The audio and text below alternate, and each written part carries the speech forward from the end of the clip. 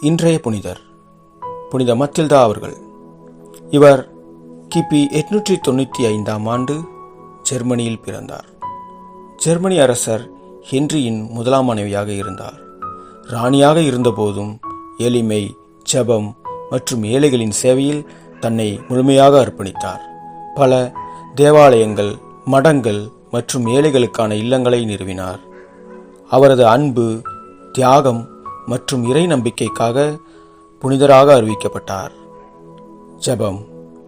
கருணைமிகு இறைவா, புனித மத்தில்தா போல எளிமையும் அன்பும் நிறைந்த சேவை வாழ்க்கை வாழ எங்களை வழிநடத்தும்.